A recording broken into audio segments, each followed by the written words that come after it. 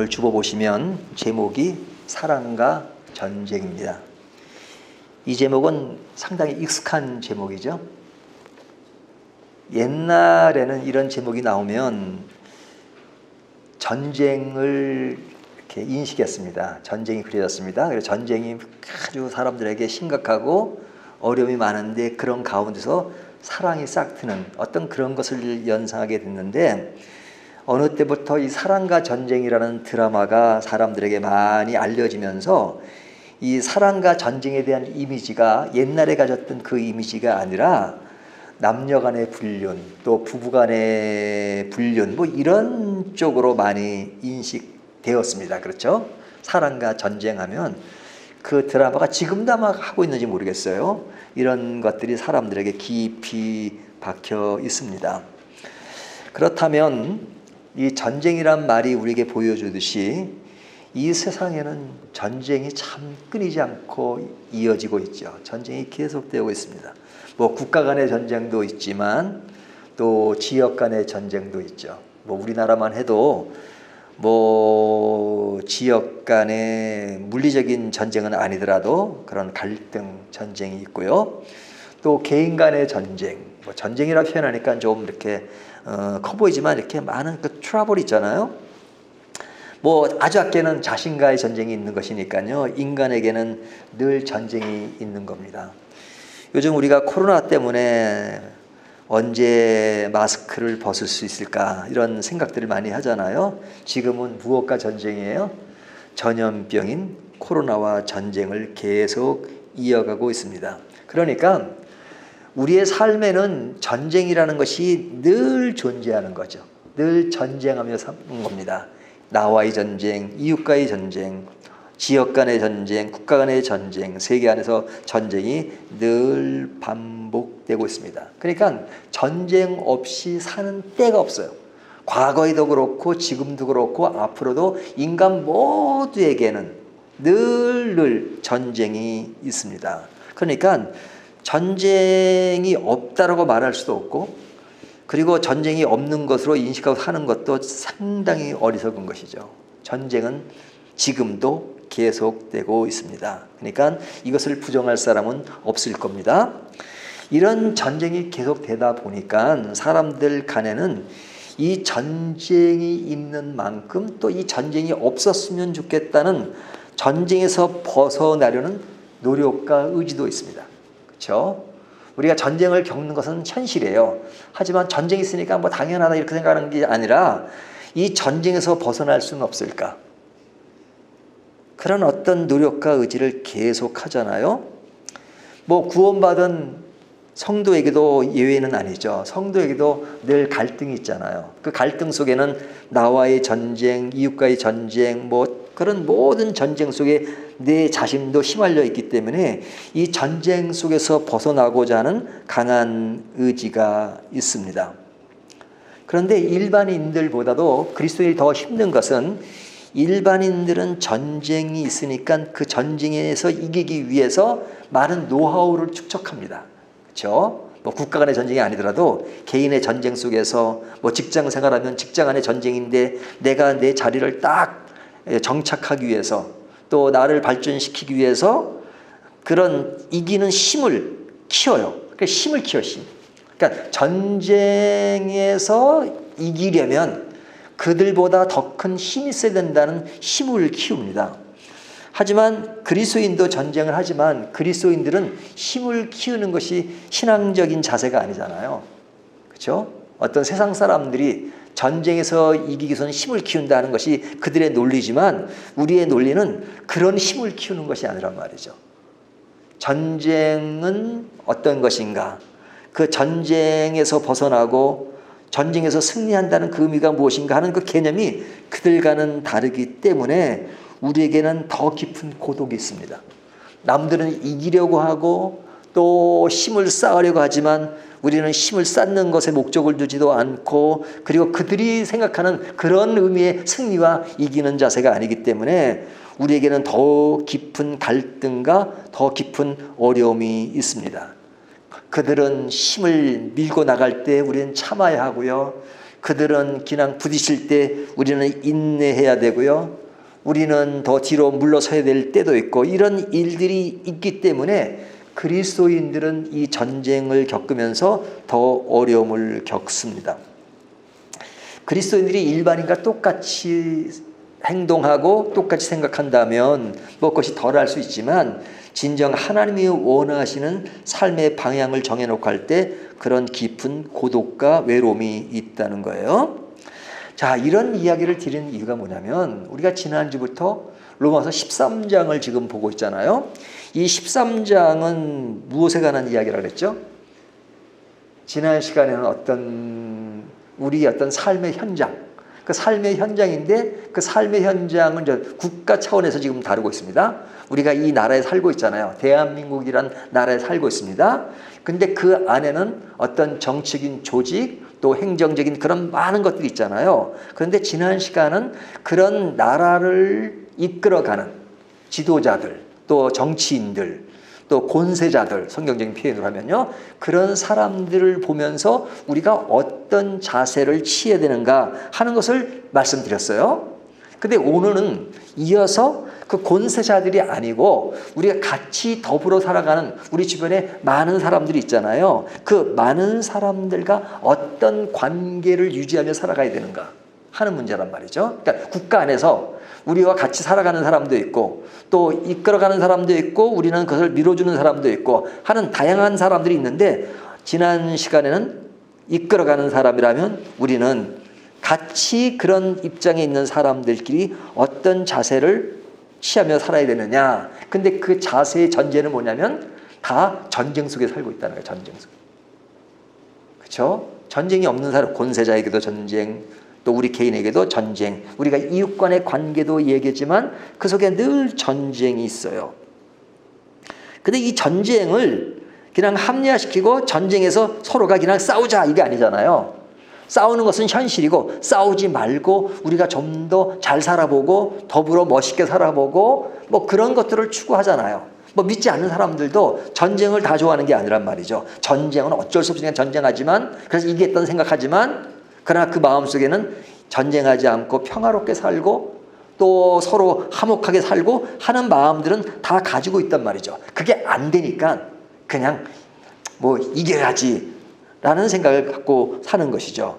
자, 그렇다면 우리가 그들의 입장을 좀 떠나서 신앙적인 입장에서 우리가 전쟁하지 않고 보다 하나님이 원하는 삶의 모습을 지니면서 나뿐만 아니라 이 세상에 있는 많은 사람들이 더불어서 전쟁이 아닌 평화롭게 사는 그런 방법이 무엇일까 생각을 안 할 수가 없죠.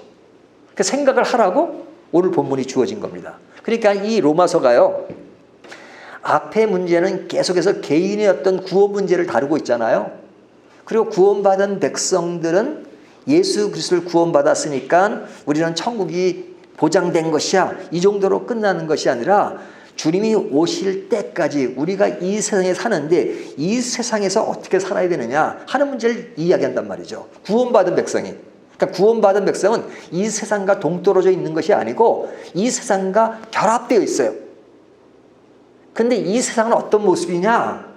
알다시피 늘 전쟁하는 그런 모습 속에 있단 말이죠. 이런 아주 험난한 그런 어려운 늘 싸우는 그런 구조 속에서 우리는 어떻게 살아야 되는가 하는 문제를 아주 디테일하게 다루는 겁니다. 그런 가운데 그런 권세자의 관계를 얘기했다면 오늘은 사람과 사람의 관계 속에는 어떻게 그것을 극복하고 또 견디며 또 만들며 살아갈 것인가 하는 겁니다. 자, 그런 방법에는 두 가지가 있습니다. 첫째는 뭐냐면요. 율법이라는 것이 있습니다. 율법, 법이라는 것이 있습니다. 또 하나는 사랑이라는 것이 있습니다. 율법과 사랑.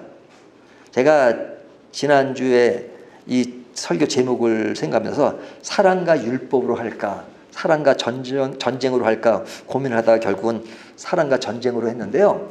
자, 율법이 있습니다. 우리가 율법에 대한 문제를 앞서 쭉 다뤘잖아요. 근데 이제 율법을 다룰 때는 우리가 어떤 개인적인 구원의 차원에서 율법을 다뤘습니다. 그러니까 율법 하면 뭐예요? 율법은 우리의 죄를 깨닫게 하는 것. 깨달으면 어떻게 돼요? 그 율법이 우리에게 죄인인 것을 알려주니까 죄의 삭은 사망이다. 그 죽는다. 그러니까 죽지 않으려면 어떻게 되느냐? 그것은 그리스도에게로 가거라 해서 갈라디아서 표현을 하면 몽학선생 역할을 한단 말이죠. 예? 율법은 그리스도를 바라보게 하는 겁니다. 그리고 그리스도에게 가게 하는 겁니다. 그러면서 최소한의 기본 생활이 어떤 것인가 하는 것이 율법의 기능이에요. 근데 이것은 어떤 우리 구원과 관계된 것이죠. 물론 후자에게도 구원과는 관계되지만 어떤 좀 더 이런 사람들과 관계 속에서 율법의 기능을 이야기한다면 율법은 삶의 질서를 주는 겁니다. 생활의 질서를 주는 겁니다. 그러니까 이 세상에 굉장히 전쟁과 같은 세상인데 이 속에서 이 법이라는 것에서 그 법으로 인해서 사람들 간의 관계를 완화시키고 질서 있게 만들고 그래서 전쟁을 피하도록 만드는 것이 법의 역할이에요. 율법이라고 하니까 우리가 자꾸 신앙적인 차원에서 생각하는데 그냥 율자를 빼고 법, 우리가 일반 법도 마찬가지예요. 법이라는 것은 왜 이 나라에 법이 있어요? 법이 없으면 그냥 사람들이 자기 마음대로 하면 어떻게 되겠어요? 그러면 뭐 세상이 난리가 나겠죠. 억울한 것도 뭐 누가 해결해 줄 것도 없고 사람을 죽여도 해결해 줄 것이 없으면 그냥 어떻게 되겠어요? 완전히 난장판이 될 거 아닙니까?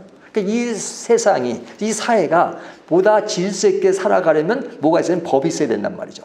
그러나 법을 잘 지키면 좋은 세상을 만들 수 있다는 것이 일반적인 사람들의 생각이잖아요. 율법도 그런 기능이 있는 거죠. 율법이라는 것이 왜 주어져요? 하나님을 잘 믿어라 하는 그런 말씀도 있지만 또 내 이웃을 내 몸과 같이 사랑하라, 도둑질하지 말라, 살인하지 말라 이런 조항들이 십계명 안에도 있잖아요. 이것이 뭐냐면 그러한 어떤 법을 통해서 우리의 삶의 질서, 그래서 사람 간의 전쟁을 피하고 서로가 화목하고 안정되고 그리고 편안하게 살 수 있도록 만드는 것이 법인 겁니다. 그러니까 이 전쟁과 같은 이 세상에서 좀 더 이 전쟁을 피하고 평화롭게 살려면 사람들이 법을 잘 지키면 된다라는 생각을 하게 되죠. 실제로 법을 잘 지키면 상당히 그것이 완화되죠.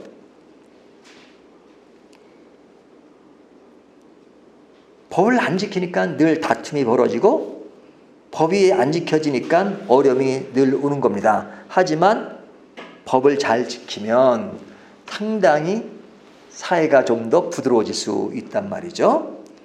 근데 문제는 뭐냐? 모든 사람이 법을 다 잘 지키면 괜찮은데 법을 안 지키는 사람들이 있단 말이죠. 법을 안 지키는 사람들 때문에 문제가 일어난다고 생각할 수 있죠. 근데 이제 문제는 뭐냐면 내 자신에서 남을 볼 때 법을 안 지키는 사람들을 보지만 내 자신은 법을 잘 지키느냐? 어떠세요? 저는 법을 잘 못 지킬 때가 참 많은데 운전을 하다 보면 법을 잘 지키려고 하지만 본의 아니게 이렇게 못 지킬 때가 있어요. 어떨 때는 그냥 운전하면서 생각을 하지 말아야 돼. 엉뚱한 생각, 뭐 딴 생각하다 보면 빨간불인지도 모르고 지나갈 때도 있어요. 그 옆에서 깜짝 놀라죠. 지금 빨간불이 지나가냐면 아이고 내가 그것도 몰랐네. 그럴 때가 있단 말이죠. 뭐 자주 있는 건 아니지만 어쩌다 한번 있는 일이 있으잖아요. 그러니까 그것은 내가 법을 지키려고 하고 그럼에도 불구하고 법을 못 지킬 때가 있어요. 그러면 그것을 본 사람은 저 사람은 이렇게 법을 안 지켜 그렇게 평가할 거 아니에요. 그러니까 그런 일들이 뭐 자동차 운전에 대해서만 국한해서 얘기했지만 다른 여러 분야에서도 내가 본의 아니게 법을 못 지키는 경우가 많잖아요. 또 다른 사람도 법을 잘 지키려고 노력해요. 하지만 본의 아니게 법을 못 지키는 경우가 있어요. 그러니까 이게 사람들은 내 입장에서 왜 사람들은 못 지키자고 하지만 그 못 지키게 느껴지는 사람들 각자는 그 나름대로 사정이 있고 그래가지고 이것들이 전체적으로 볼 때는 법을 안 지키는 것이 상당히 많단 말이죠. 그러니까 모든 사람이 법을 다 지킬 수는 없어요. 그래서 율법이 우리에게 구원의 얘기를 할 때도 율법으로는 구원을 받을 수 없다라고 말하는 이유가 뭐냐면 진짜 율법을 다 지키면 구원 받아요. 구원 받는 게 죄를 짓는 게 아니니까. 율법의 그런 많은 것들을 100% 0.00001%도 아니고 100%를 지킨다면 그 자체가 죄를 짓는 게 아니니까. 그러니까 그 자체가 구원이에요. 근데 문제는 그렇게 율법을 지키는 사람이 단 한 사람도 없다는 거죠. 그러니까 율법으로 구원을 못 얻는다는 것은 인간이 율법을 지키지 못하기 때문에 율법으로 구원을 못 얻는다는 거예요. 그렇기 때문에 다른 방법으로 구원을 얻는다 이렇게 말씀하는 거잖아요. 구원에 관련해서 그렇게 말한다면 우리가 개인적인 생활이나 일반 사람들과 생활 가운데서도 그 법을 온전히 다 지키는 사람은 한 사람도 없어요. 근데 이제 사회 질서를 위해서는 법을 안 지키는 사람들에게는 어떻게 해요? 죄제를 가하죠. 죄제를 가하죠. 그러니까 이제 법을 안 지키면 안 지키는 어떤 그 죄제를 갑니다. 뭐 벌칙금을 물리게 한다든 간에 뭐 그런 점수를 뭐 벌점을 준다든지 뭐 이런 것이 있잖아요. 근데 이제 운전은 그렇지만 뭐 일반 세상에서의 어떤 그런 나쁜 일을 했어요. 뭐 사람을 때렸다거나 또 사람을 죽였다거나 그러면 어떻게 됩니까? 재판을 받고 그리고 형무소에 가고 감옥에 살게 되고 뭐 그렇게 되잖아요. 뭐 요즘은 사형 제도는 있지만은 집행을 잘 안 하니까 그냥 그냥 사형이라고 또 판결이 날 수도 있고 이런 것들이 뭐냐면 어떤 법을 지키지 않는 사람들에게 어떤 벌을 가합니다. 그러면 사람들은 이제 이런 생각이 드는 거죠. 법을 지켜야지만 질서가 온다는 거 알아요. 근데 법을 못 지켜요. 다 지킬 수가 없어요. 근데 법을 안 지키면 어떤 제재가 와요. 그러면 어떡합니까? 일단 제재를 받지 않으려는 어떤 의지가 인간에게 있어요. 그렇죠? 그러니까 법을 잘 지켜서 질서를 이룬다는 어떤 법의 본질적인 정신 그것이 있지만 그 정신을 생각하고 있지만 그러나 잘못해서 내가 어떤 벌을 받는다면 이 벌을 받지 말아야 되겠다는 그 어떤 시급한 그런 문제가 나를 지배할 때가 많아요.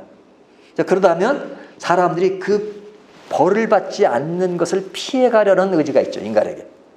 피해가려는. 그래서 어떤 제재가 가면 그런 것을 피해야 되겠다. 나에게 어떤 그런 불이익이 오면 안 되겠다라는 생각을 하잖아요.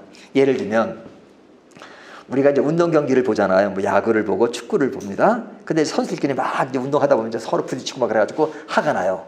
근데 이제 화가 난다 그래가지고 서로 때리면 어떻게 됩니까? 주먹으로 치고 막 그러면 이제 뭐 퇴장을 당한다든지 뭐 퇴장뿐만 아니라 경기가 끝난 다음에 또 뭐가 그 벌이 주어져 가지고 뭐 경기에 못 나온다든지 하는 거 있잖아요. 그러니까 때리면 안 되는 걸 알아요.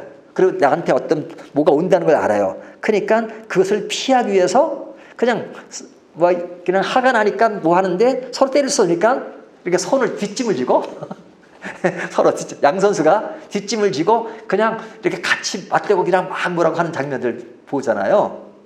왜 손을 뒷짐을 하죠? 때리면 안 되니까. 자기 억제하는 거죠. 그러니까 나에게 잘못으로 인하여 어떤 제재가 오는 것들을 일단은 피하고 그러면서 자기가 하고 싶은 얘기를 하는 그런 모습을 보잖아요. 저는 그런 모습을 볼 때 되게 참 그런 두 가지 양상이 이렇게 딱 비춰져요. 나에게 오는 어떤 그런 제재 그것을 피하려고 하고 그렇지만 내가 화가 나니까 그런 어떤 해소를 풀려고 하는 것 그렇잖아요. 뭐 그것뿐이겠어요. 많죠. 이런 거를 따지면 엄청나게 많죠. 우리가 학교를 졸업하려면 이 출석을 제대로 해야 되잖아요. 출석을 안 하면 어느 정도 안 하면 학점이 안 나오고 그럼 졸업할 수 없습니다. 그러니까 보면은 최소한 출석 체크는 해야 된다 해가지고 학교 다닐 때 보면 우리가 급하면 그냥 출석 체크를 하고 또 살짝 나가고 뭐 그런 경험들이 있을 수도 있잖아요. 그게 뭐예요? 어떤 나에게 오는 어떤 불이익이라고 할 수는 없지만 어떤 것에 대해서 그것을 이렇게 커버하려는 그런 인간에게 그런 마음이 있단 말이죠. 그러니까 법을 지키기 위해서 제재를 가하고 또 제재를 받기 위해서 그것을 피할 길을 사람들은 생각해요. 그러다 보니까 그런 일이 많아질수록 법은 더 디테일하게 조항이 많아지는 거죠. 왜? 그러니까 사람들은 법을 피해가는 것들을 자꾸 이렇게 발전시키면 또 그런 발전시키는 것을 보고 이게 법을 자꾸 피해가니까 또 그렇게 피해가지 못하도록 법을 자꾸 만들어가요. 그러니까 법 조항이 상당히 많아지는 겁니다. 성희롱 그러면 옛날에는 성희롱의 그런 개념이 약했잖아요. 저희 어렸을 때만 해도. 하지만 이 법이 강화되고 어떤 인권 문제가 더 강화되다 보니까 지금 성희롱 문제가 많습니다. 성희롱이 어디까지냐? 그러니까 성희롱이 어디까지냐고 디테일하게 나오는 겁니다. 예? 그러니까 내가 남한테 어떤 그 사람이 말을 들어서 그런 수치감을 느꼈다. 그럼 그것도 성희롱이다. 그 수치감을 느끼는 정도가 어디까지냐고 그 정도까지가 자꾸만 법의 어떤 그 디테일한 것들이 나온단 말이죠. 이것이 뭐예요?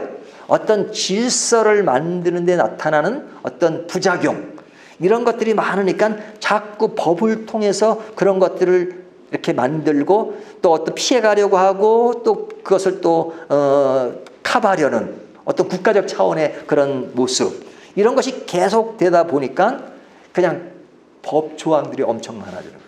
그래서 제가 옛날에도 말씀드렸지만 법 조항이 가장 많은 나라가 중국이래요. 중국은 법이 발전하고 조항이 엄청나게 많아요. 근데 이것을 반대로 얘기하면 법 조항이 많다는 이야기를 하면 사람들이 법을 참 안 지킨다는 거죠. 그러니까 법은 발달할수록 뭐냐면 사람들이 지키지 않는 일이 많기 때문에 법이 자꾸 발전한다는 거예요. 그러니까 영국 같은 데는 이 법 조항이 없는 것이 많습니다. 예? 그 나라의 전통에 의해서 그냥 생각하는 것들이 많아요. 근데 영국은 법 조항은 적지만 법을 그래도 잘 지키는 칙에 들어가고 중국은 법 조항은 잘 돼서 법은 잘 됐지만 잘 안 지키는 성향이 있다는 그런 얘기를 한단 말이죠. 또 이런 것을 또 사람들이 보면 아이고 또 이게 뭐 중국을 또 생각해 그렇게 생각하겠지만 뭐 그런 현실적인 문제가 있단 말이죠. 그러니까 이 법이라는 것이 사람들에게 질서를 주고 전쟁을 피하려고 하는 것을 위해서 주어졌지만 그러나 나타나는 현상을 보면 계속해서 악순환이 계속되고 그리고 그것에서 더욱 많은 법들이 많아지는 것들을 볼 수 있단 말이죠. 그러니까 사람들이 어떤 성향을 가지면 법하면 일단 겁을 내게 돼요. 법을. 그런 법에 대한 그런 그 깊은 이론적인 것들을 내가 뭐 생각하지 않는다 하더라도 실제 생활 가운데서 법이 주는 그런 어떤 그 힘, 그런 제재, 그런 간섭 그것이 질서를 이룬다는 것을 알면서도 나에게 어떤 법이라는 것이 상당히 어떤 큰 힘으로 다가온단 말이죠. 사람들 싸우면 그냥 그럼 법으로 한번 해볼까? 이러잖아요. 법으로 한번 해볼까? 그러니까 이 법이라고 하는 것이 얼마나 그것이 사람들에게 어떤 현상을 가져다 주느냐 하는 것들을 율법이라는 기준에서 많이 이야기합니다. 그래서 율법에 통달한 사람들이 누구예요? 바리새인들, 사두개인들. 이 사람들은 아주 법에 아주 도통한 사람들이에요. 하지만 그 사람들이 법을 잘 알고 법에 대해서 누구보다도 박사고 그것을 알리는 사람이지만 성경을 보면 그 사람들에 대한 좋은 평가가 많지 않아요. 예수님은 그들을 향해서 또 세례요한은 그들을 향해서 독사의 자식들아 회개에 합당한 열매를 맺어라. 회개에 합당한 열매. 삶의 모습 속에서 그렇게 잘 나타나지 않는다는 거죠.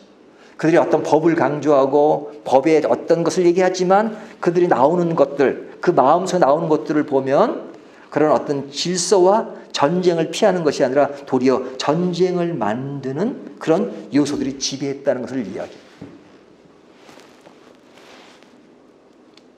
그래서 법보다 큰 것은 양심이고 그리고 법이 없어서 살 수 있다면 얼마나 좋은 세상이겠는가 하는 말들을 한단 말이죠. 그렇지만 법이라는 게 그럼에도 주어질 수밖에 없는 것이 법이 없으면 사람들에게 더욱더 그런 전쟁으로 갈 수밖에 없는 그런 상황이기 때문에 그런 상황 속에서 전쟁을 막는 것에 법은 굉장히 중요한 위치에 있다라고 말하는 겁니다. 그러니까 법은 실제 그래요. 법이 있어야 돼요. 법이 없으면 완전히 엉망이 되잖아요. 하지만 그런 법이라 할지라도 그것이 완전히 전쟁에서 벗어날 수 있게 하느냐 그리고 평화를 주느냐 하면 그것에 대한 부작용도 여전히 있다는 것을 얘기하고 구속사적으로 얘기할 볼 때는 그 법이라는 것은 완벽한 인간을 보여주는 것이 아니라 인간이 이 정도밖에 안 된다는 걸 보고 법에 머물 수만 없다는 것을 얘기하고 더 높은 구원의 차원으로 이야기한단 말이죠. 자, 이것이 법에 대한 얘기예요. 자, 그런 다음에 하는 얘기가 뭐냐면 사랑에 대한 얘기를 합니다. 사랑에 대한 얘기. 제가 오늘 본문을 다 읽진 않지만 이런 얘기들이 이제 오늘 본문에 다 서려 있는 얘기들입니다. 자, 로마서 13장 얘기가 뭐냐면 우리 국가에 대한 얘기잖아요. 국가. 어떤 권세자와의 관계 속에서인데 우리 이웃과의 관계인데 전쟁이라는 것, 전쟁을 피하는 것이 뭐냐면 법이라는 것이 있다. 근데 다른 하나를 또 얘기하는 게 뭐냐면 사랑입니다. 사랑. 전쟁에서 멀어지는 것은 뭐냐? 사랑입니다. 그래서 오늘 본문에는 사랑이란 말이 계속 반복되는 것을 볼 수 있어요. 우리가 13장 8절을 볼까요? 피차 사랑의 빛 외에는 아무에게든지 아무 빛도 지지 말라. 남을 사랑하는 자는 율법을 다 이루었느니라. 자, 율법이라는 얘기가 나오고 그 다음에 뭐가 나와요? 사랑. 사랑은 율법을 다 이루었다 그러죠. 그러니까 율법이 어떤 사회적인 질서를 위해서 필요해요. 하지만 율법보다 더 높은 수위에 있는 것을 뭐라 그래요? 사랑이라죠. 사랑하는 자는 율법을 다 이루었느니라 이러죠.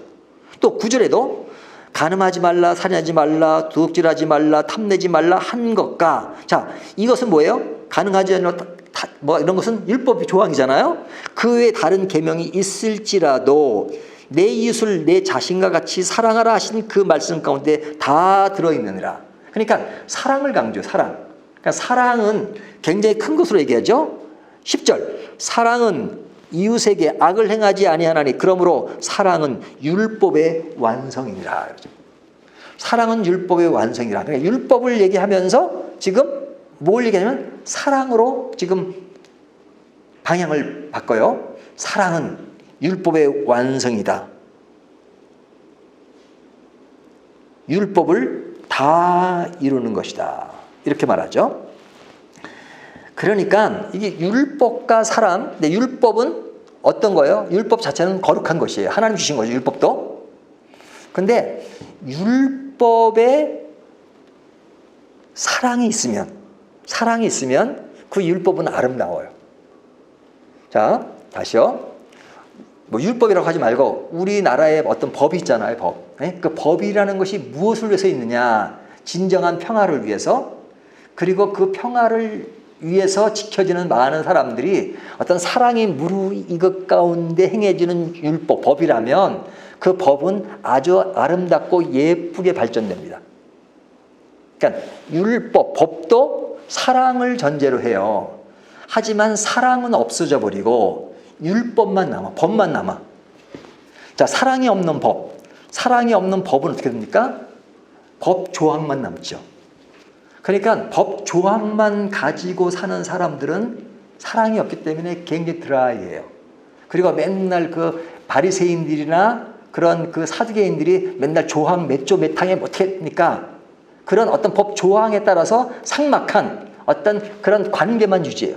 법 자체가 조항을 따지고 그리고 어떤 그런 잣대를 따르는 게 전부가 아니라 그것을 통해서 사랑을 만들고 질서를 만들고 평화를 만드는 것이 목적인데 그 목적이 사라져버리고 조항 속에서만 살다 보니까 맨날 몇 조 몇 항 몇 항 그것에만 몰두해야 돼요. 그래서 그런 사랑이 식어진 단체나 그런 데서는 늘 맨날 조항에 얽매이죠.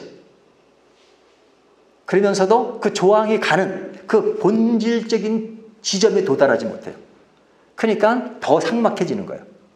법대로 하자 하는 것이 얼마나 심각한 일입니까? 사람들 싸우면 법대로 하자. 그 법대로 하면 모든 것이 다 풀리는 것이냐? 그것은 갈 때까지 가자. 너랑 싸우고 결단을 내자. 이런 얘기잖아요. 근데 성경은 그 법의 정신이 뭐냐? 법의 정신은 사랑이 있을 때 그 법이 가치가 있는 것이지 사랑이 식어지고 사랑이 없는 그런 법은 it's nothing. 아무것도 아니라는 거예요. 아무것도 아닌 정도가 아니라 사랑이 없는 율법은 더욱더 사람을 더 험난하게 만든다는 거예요. 그렇기 때문에 사랑이 중요한 것이다. 사랑이 중요한 것이다. 이 세상에 전쟁 같은 세상에 진짜 이런 질서를 위해서는 법이 필요하지만 그 법이라는 것이 사랑의 기초 위한 그 율법이 되어야 된다 이거죠. 예를 들면 요즘은 이제 한국에도 그런 게 많더라고요. 이 교차로라고 하는데 영국에는 라운드어바웃이라고 그러잖아요.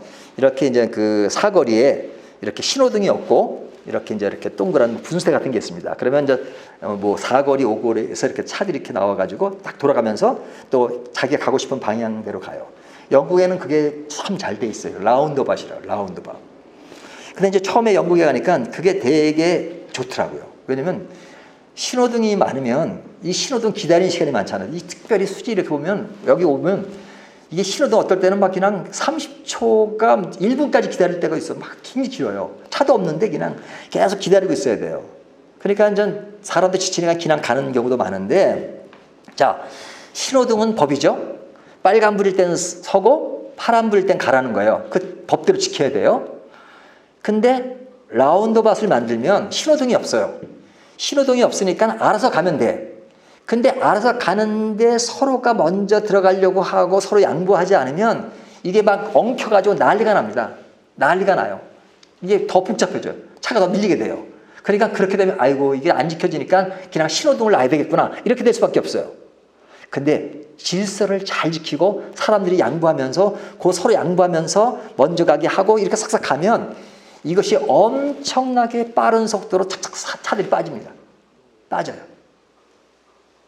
그러니까 제가 이렇게 지방에 가면 여수 지난번에 가보니까 여수에 그냥 라운드밭이 엄청 많이 생겼더라고요. 신호등보다는 자꾸 우리나라도 보면은 이 라운드밭 체계로 많이 가더라고요. 물론 서울이나 이런 데 너무 큰 곳이니까 그런 거 힘들 수도 있지만 라운드밭이 많아졌어요. 그게 뭐냐면 어떤 법보다는 어디에 호소하는 거예요? 사람들이 의식이 높아지고 상대방을 배려하는 것이 높아지고 사랑이 높아지면 법조항은 자꾸 약화될 수밖에 없어요. 법조항이 이렇게 중요하지가 않아요. 사랑이 넘치니까 사랑으로 다 커버가 되니까. 그러니까 가장 큰 것이 뭡니까? 사랑이면 됐어. 끝나요. 사실 끝나. 사랑하는데 누굴 죽여요? 사랑하는데 거짓말을 해요? 사랑하는데 내 욕심을 챙겨요? 진짜 사랑이라면 남을 배려하고 남을 도와주고 내가 희생하고 하는 게 사랑이잖아요. 그 사랑이 사회를 꽉 차게 만들고 그리고 사랑이 지배하면 그 모든 것들은 아름다움을 선사하고 그런 전쟁과 같은 속에서 정말로 아름다움을 만들 수 있다는 거예요. 물론 사랑이 힘들죠. 그게 힘드니까 뭐 진짜 법이 나오고서 그런 거 아니겠어요? 법조항이. 그런데 로마서가 1장부터 8장까지 기본적인 교리를 얘기하고 9장부터 11장까지 선택에 대한 얘기를 하고 나서 12장에서부터 이런 어떤 삶에 대한 문제, 거룩한 산제사로 드려라. 그리고 국가 간의 문제, 사회 속에 살아가는 문제에 대해서 이 이야기, 사랑의 이야기를 하는 것을 하는 것은 그리스도인으로서 하나님으로부터 받은 사랑, 구원이라는 것이 하나님의 사랑에서 주어진 결과잖아요. 그 사랑을 가진 사람이라면 결국은 법에 의해서가 아니라 하나님의 사랑에서 사랑을 나눔으로써 아름다운 세상을 만들어가고 아름다운 질서를 만들어가고 전쟁을 벗어나게 하는 것. 이것이다 이거죠. 그러니까 좋은 사랑은 세상 사람들이 다 그러지는 못할지언정 우리 개인적으로는 어디에 더 가까워야 돼요? 하나님의 사랑. 그리고 이웃사랑. 율법이 뭐냐? 그래 예수님 뭐라고 말씀하세요? 율법의 최종 정리는 뭐냐면 하나님 사랑과 이웃사랑이라고 이렇게 말씀하시는 겁니다. 하나님 사랑, 이웃사랑. 저희 교회 연구표가 제가 있는 동안까지는 하나님 사랑과 이웃사랑이에요. 제 표지 우리가 주보하면 맨날 하나님 사랑, 이웃사랑이잖아요. 매년마다 달라지만 이 표는 늘 우리가 쓰고 있잖아요. 하나님 사랑과 이웃사랑. 율법의 모든 최종적인 이야기는 하나님 사랑, 이웃사랑이다. 성경 전체 얘기도 마찬가지예요. 하나님이 우리를 사랑하셔서 구원하셨고 구원받은 우리 백성들은 하나님 나라를 사랑하는 것처럼 이웃을 사랑해요. 그 사랑은 율법 정도는 최하 수준이에요. 최하 수준. 그러니까 율법은 가장 기본적인 것은 이 정도까지다. 이런 정도 어느 설정을 해놔야 되니까. 그러니까 율법을 지키면서 난 율법 중에 할 거 다 했어.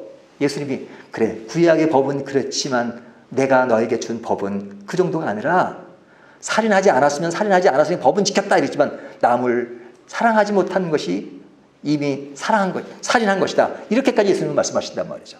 사랑의 법은 굉장히 높은 것입니다. 이런 사랑의 법이 지배할 때 어떤 국가 간의 질서, 전쟁과 같은 세상 속에 평화를 이룰 수 있는 길이 된다는 것을 말씀하고 있는 거예요. 이것이 오늘 본문 8절부터 14절까지 이야기입니다.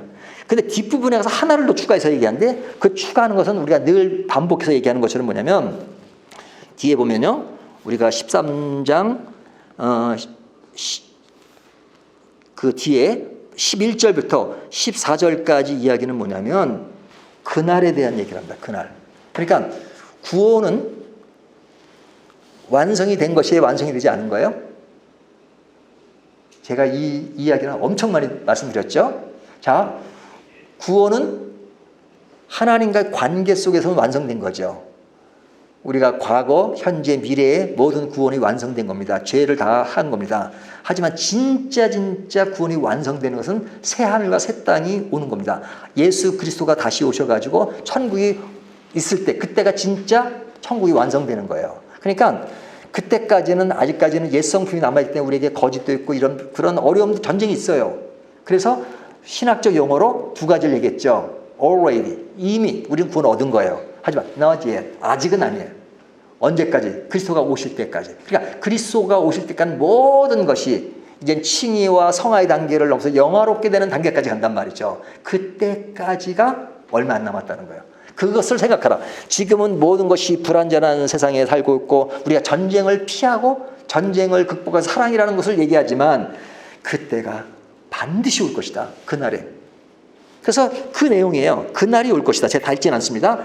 11절, 또한 너희가 이 시기를 알거니와 자다가 깰 때가 벌써 되었나니 이는 이제 우리의 구원이 처음 믿을 때보다 가까웠습니다. 이제 그날이 가까운다. 그날이 가까운 그때를 바라보면서 지금은 우리가 소풍 같은 자세를 하는 거죠.